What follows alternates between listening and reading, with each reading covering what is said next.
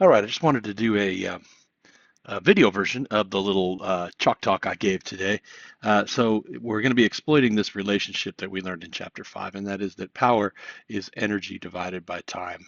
And you can put that into one of these magic triangles, energy on the top, power, and then time on the bottom. That way, power is energy divided by time. Uh, Energy is power times time, and time is energy divided by power. We're going to use a couple of other formulas, and I'll put them across the top as we use them. But the first thing I want to do is I just want to kind of brainstorm some units of energy so that we can talk about how far-reaching this stuff is. And the first unit of energy is the joule. That's the official physics unit of energy. A joule is actually a small amount of energy, a little bit of work done. A ceramic mug of coffee lifted half a meter from the table to your lips is 1 joule or so. And this is often seen on food packages, especially in Europe, as kilojoules because the energy content of your food is measured in units of energy. But there's a lot more. There's thousands of joules. It's typically measured in kJ. You'll see this on foreign food packages. If you look on packages in the United States, you're going to see calories. But what's strange about this is that the calories, these food calories, are actually kilocalories. That is to say, thousands of calories, and the letter C is usually capitalized for food calories. Back in chemistry days, when I was a kid taking chemistry, they measured all the energies in chemical reactions in calories, which was the amount of energy necessary to raise 1 gram of water 1 degree Celsius. Another unit for energy you might see is a BTU, or British Thermal Unit. And these are often used for things like air conditioners. You'll look at the air conditioning unit that you might put in a window, and it says it puts out a certain number of BTUs, um, or has that much cooling. And I recently bought a cooktop, a stove, and the burners were all rated by how many BTUs. There was a 10,000 BTU normal burner, a 15 or 20,000 BTU other set of 2 burners, and then there was a wok burner in the middle that was like 80,000 BTUs. Um, there is a unit called a therm, which is many thousands of BTUs, and that's because, as I was quoting these statistics for the burners, you notice there was always thousands, so a therm is like 10,000 BTUs. I've seen barrels of oil used as a energy unit. Also, there's a price per barrel of oil, and we have a strategic reserve here in the United States, which has many millions of barrels of oil stored in various places around the country.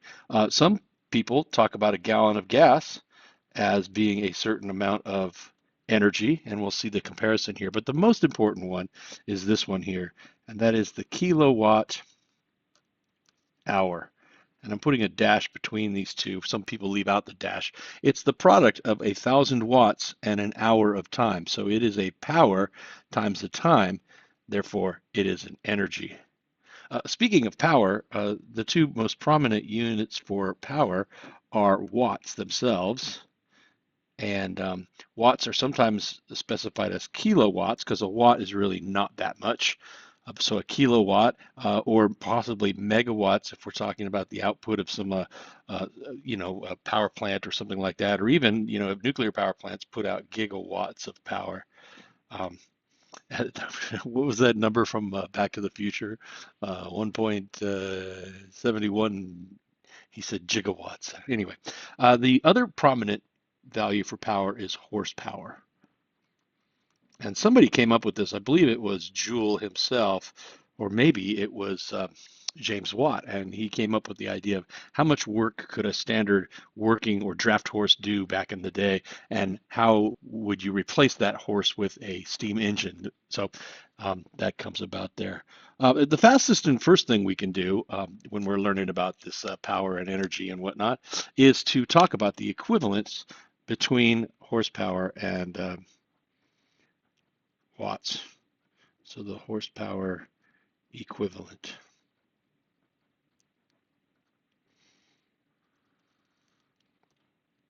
And the equivalence is that 1 horsepower is exactly equal to 746 watts, which winds up being about 0.75 or 3/4 of a kilowatt. and you can use that to go back and forth. So if a internal combustion engine car is rated by horsepower, and you know that if you had a car that had more than 100 horsepower, it might be fun to drive. Less than 100 horsepower is probably some sort of economy car. I had a little sports car, it was about 3,000 pounds, and it made 240 horsepower, so it was a very spirited drive. And then you could compare that to an electric car. Electric cars' motors are rated by their number of kilowatts. That is how much power they consume out of their battery.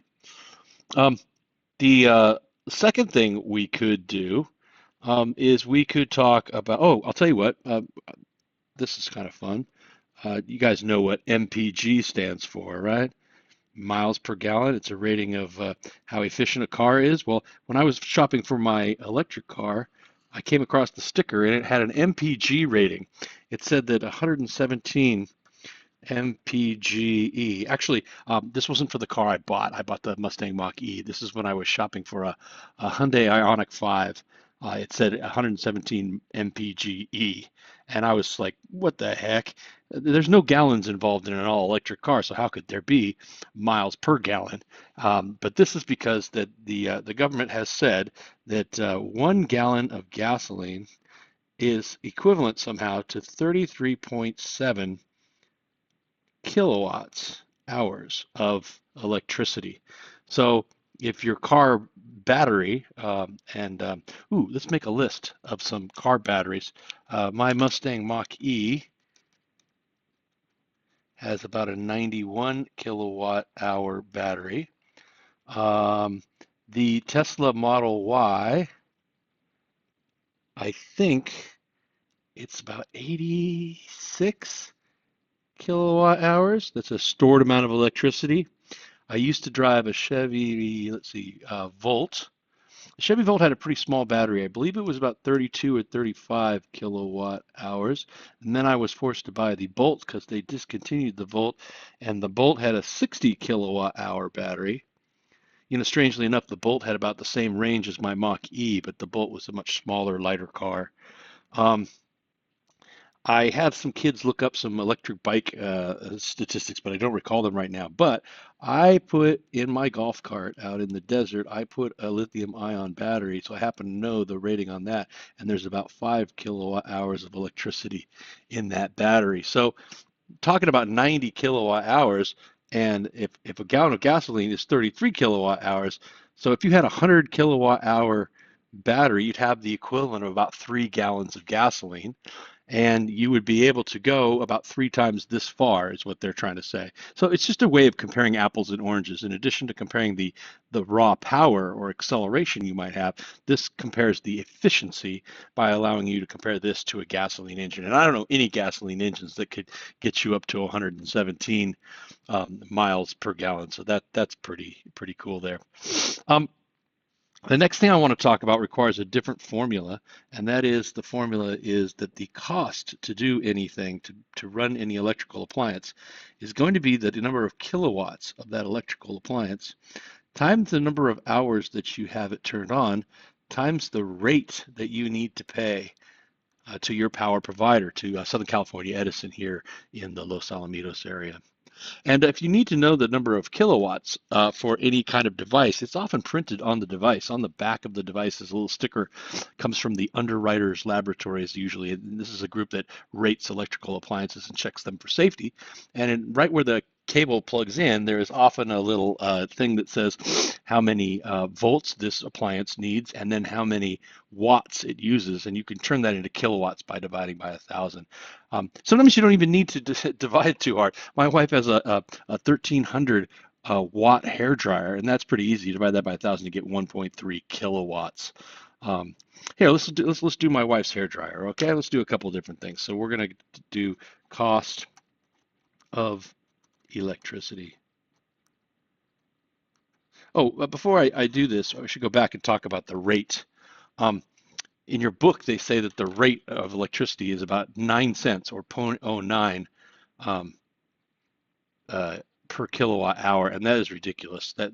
that's not true, not here anyway. The lowest rate I've ever paid was about 14 or 15 cents a kilowatt hour. And in fact, Southern California Edison has a tiered system, tiered because there's layers, but also tiered because of the tears you will shed when you pay your bill. And what it is that the first few kilowatt hours are at 15 cents a kilowatt hour, and then the next bunch are at more, like 18 cents a kilowatt hour, and then it goes up from there until the top level is close to 40 cents a kilowatt hour. So if your family uses a lot of electricity, you're actually paying a much higher rate um, for that electricity. Okay, so let's go back and do the cost of electricity. Let's just say that it takes my wife 10 minutes to dry her hair. So she has a 1.3 kilowatt dryer, and she's going to have it on for 10 minutes, which is 1/6 0.16 of an hour, and that's going to cost, and we could use the 15 cents a kilowatt hour, although that's not strictly true, but this is the lowest it would cost. So we can get these numbers together here. Okay, what do we got? Clear, clear, clear. So we got 1.3 times 0.16 times 0.15, and it cost my wife about 3 cents to dry her hair. Okay, 3 cents, 3/100ths of a dollar. And, she dries it every day, so that's going to add up over time. There are some things that cost a little more. My father once, okay, my dad had a fish tank. He was stressing out, and the doctor said, get yourself a tropical fish tank, and you can stare at it. It'll calm you down. And he had 200-watt light bulbs that lit this thing up. It's a pretty big fish tank, and so 200 watts is zero point 0.2 of a kilowatt. And he would leave these things on all the time. So now, how many hours are there in, let's say, a month? Well, let's see, there's 24 hours in a day, and there's about 30 days in a month. And then the cost was 15 cents. So now let's see how much of a month it cost him just to have these lights on the fish tank. And there was also a heater in there, but I don't think the heater came on very frequently because these lights were so dang powerful. It's about $20.60, $21.60 each month for him to do that. So you can figure out what it costs to do various things in your house, and especially if you start getting very large electricity bills, you can find the culprits right away by either things that are on for a very long time or things that have a very large power draw. By the way, I recommend buying this thing. It's called the Kill-A-Watt, and you plug it into the wall, and then you plug your device into this thing, and it can keep track of how much power is being drawn and how much total electricity has been used over a certain amount of time, and help you find things that are really inefficient. Some refrigerators are fairly inefficient, and so if you don't have to have an extra fridge in the garage, you should get rid of it. Okay, that brings us to the most interesting thing I want to do today, and that is how long it takes to charge an electric car. And we're going to need an extra formula for this one up in the corner. We're going to need to know that the number of volts times the number of amps gives us the electric power. And this is for electrical circuits, and we're going to use this to try to figure out what's going on here. Let's talk about the story. A lot of people have purchased electric cars recently. They either did so because they wanted to do it for environmental reasons, or like myself, they found that it was much cheaper to run an electric car on a daily basis. And some of those people are starting to have buyer's remorse. They do not like the setup. They can't do the charging right. And I would counsel people, if you want to get involved in an electric car, what you need to do is make sure you have a charging station, a fairly inexpensive $600 charging station wired into your house, and that you charge at home. It's the people who expected to be able to charge at charging stations like the Tesla supercharger station. These are the people who are having a bad time, and I'll show you why this is. So first off, let's talk about this. Level 1 charging. Level 1 charging is the cable that comes with your electric car. It plugs into a 120 volt outlet, and most of those outlets are on circuits that have a maximum of 15 amps. And so the charging cable won't pass more than 15 amps. And if you multiply those two numbers together, 120 times 15, you're going to get 1800, which is 1.8 kilowatts. So just plugging in at your house, you're going to add energy back to your battery at the rate of 1.8 kilowatts. Level 2 is what I did at the house, and that you will probably do if you have an electric car. You get a 240 volt outlet put in your garage if there isn't one already. And then the current, I put mine on a 50 amp circuit, but my charging device limits to 40 amps. So when I plug into my level 2 charger at home, I have 240 times 40, or 9,600, or 9.6 kilowatts dumping into my battery. And you can see this is more than 4 times larger. It's almost 5 times larger. So charging at 5 times the rate. But if you go out to a charging station and you use DC fast charging, then they tell you that the rates are between 50 and 350 kilowatts. Now, when I plug my Mustang Mach-E into one of these charging stations, even if it says 350 on the side, my Mustang Mach-E only permits 150 kilowatts to flow through the cable into the battery. That's for safety, so it doesn't heat up. This is the maximum rate at which my car wants to charge the battery. So you see I have a 90 or so kilowatt hour battery, and I use about half that battery when I drive out to my house in the desert. So when I get to the desert, I need to somehow put 45 kilowatt hours back into my battery. That's half of the battery. And if I do so with a 1.8 kilowatt charger, we need to know how long it's going to take to charge. So how do you combine these two numbers so that you get a time? You have a power times a time, and you have a power. So it's pretty apparent that what you're going to do is you're going to divide the kilowatt hours by the kilowatts.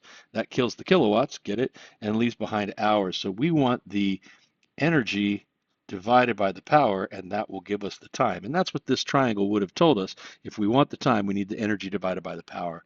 So in the case of level 1, we need 45 kilowatt hours divided by 1.8 kilowatts. And that's a big old whopping 2.5. 25. Oh my gosh. It's going to take 25 hours to recharge my battery. So if I drive out to the desert, pull into my garage, and plug in my level 1 charger, it's going to be more than a day before the battery is charged back up all the way. That's clearly not what I do, unless I'm going to be there for a couple days. If you use the level 2 charger, you're going to, like when I come home, I drive home from the desert, and it uses half my battery. Actually uses a little more than half because it's uphill. The Coachella Valley is lower than sea level. So 4.5, 45 roughly kilowatt hours need to go back in, but I'm doing it at 9.6 kilowatts. So 45 divided by 9.6 is going to give me 4.7 or so. So in 4.7 hours, I am going to be back to 100% on my battery here in Orange, where I live. That's especially if I get home during the day, I'm going to be pulling that right off of my solar panels. So that's actually a really cool thing to be doing. Then finally, 3, if we plug it into a DC fast charger, and this is what I really do when I drive to the desert. I don't go straight to the house. I go to the Walmart Supercenter, and I plug into their chargers, and so at 150 kilowatts, I am replenishing my 45 kilowatt hours, and that takes 0.3 of an hour, or all of like 18 minutes or so. And so what I do is I plug in my car, I go into the Walmart, buy any groceries and supplies I need. So these are 4 different things that we're talking about here. The first one, the horsepower equivalent, allows you to go back and forth between electric motors and gasoline engines to see what an equivalent would be. This might be useful if you're going to go to one of those go-karting places, the K1 Speed or whatever, and you want to know, what is this equivalent to if it was a gas-powered what do they call those things? Go-karts. Anyway, here, this equivalence between gasoline and kilowatt hours is just a way to compare the efficiency. It also says that, hey, Mr. Electric Car Driver, you're using up electricity. That electricity didn't come from nowhere. It came from somewhere. So if we had to burn gasoline to give you your electricity, this would be the equivalence. Uh, Actually, around here in Southern California, we are practically burning gasoline. Most of our power plants run on crude oil. So it'd be a little better if there were solar farms or windmills, or I mean maybe even coal. I don't know. Coal's got its own associated cost. Nuclear would be the best if we use nuclear power. Then the electricity would be roughly free. Over here, the cost of electricity, this allows you to predict what it's going to cost to go ahead and use any kind of um, electrical appliance or something, and figuring out how long it's going to take to recharge a battery might be a really important thing for you. Um, I think your generation also, you guys are into these electric bikes, aren't you? I would be curious to know for an e-bike, um, what is the battery capacity? That would be measured in kilowatt hours. I've seen these batteries. They're little square boxes. Well, one bike has one that looks like a gas tank on the top. Then I'd like to know what is the power of the motor. That would be in kilowatts probably, or maybe just watts. I know that some of these bikes get up to like 30 miles per hour, and that's why I'm glad that they require you guys to wear helmets, because a small mistake at that speed, and if you bang your noggin, it can change your lifestyle. What else would I want to know about these? Oh, and I guess you're going to do the recharge time.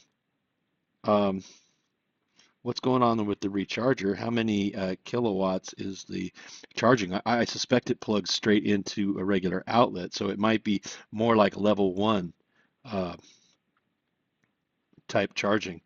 I think that I talked to someone who rides one. He said that they recharge in about 3 hours or so. But then again, he's not depleting the battery all the way. Ooh, and I guess that brings up another thing. What's the range? What's the range on these guys? So if you know any of these values and you can educate me in class, I would love to hear about it. Just go ahead and raise your hand at the beginning of class and tell me what you know about this. Anyway, that's enough for today. Thanks for paying attention.